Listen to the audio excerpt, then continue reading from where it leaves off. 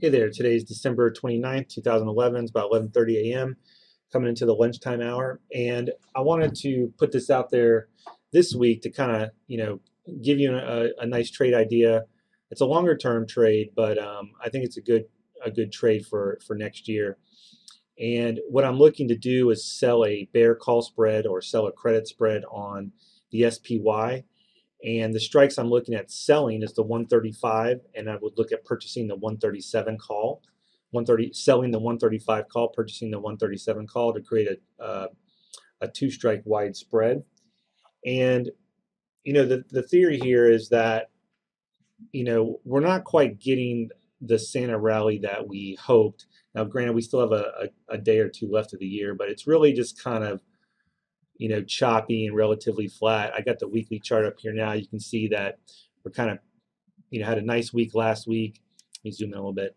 And, right now we're kind of at this doji type level. So, if we get some push into the end of today and then maybe tomorrow, push back above these highs, and yeah, maybe, January we take off a little bit, but you still have a lot of resistance here. And you have a lot of resistance up in this area. So, what I'm looking to do is sell the 135, 137 call spread of the June expiration. So let's go over the trade tab real quick. So you can see I've got this up here already in Thinkorswim. I've gone to deep and wide 1 month 2 strike verticals, and I would look to sell this call spread. Now I'm not doing this trade today. I'm going to probably wait until next week. And right now you could get this for about a 68-cent credit per spread. And so basically, this is a pretty good premium. And, the reason why I picked June is because even if we, do get some sort of push in the beginning of the year, a couple things could happen here. We could get a push back up to this resistance, in which I think will probably pull back, and this 127, we'll call it just 128 area, may act as new support if we can get up above there.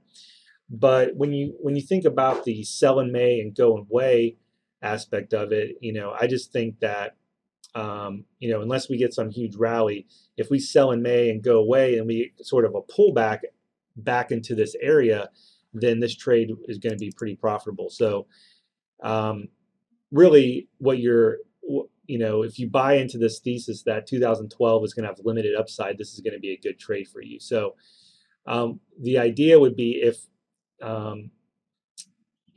the SPY by June expiration closes below 135, let's say we just chop around for the next 6 months, up, down, you would be able to keep the entire credit, which in this case would be, if you did it today, it'd be 68 cents, let's say. So when you look at your risk to reward, your risk is the width of the strikes minus the credit you receive. So a $2 strike minus 68 cents, your risk is 132. You're risking $1.32 to make $68. And the way that you would have to take max loss on this is if by June we broke out the new highs, which is very possible. But even if we sort of chopped around, you're going to start seeing this trade slowly collect money. And you can always close it earlier if you feel like, if we start to violate the strikes up here, you can look to close it earlier. But I think this is a good trade setup. If you have any questions about credit spreads, or if you'd like to know when I put this trade on, or if I end up putting it on next week and what I get it for, just send us an email. And we'll talk to you guys later. Thanks. Have a great New Year's.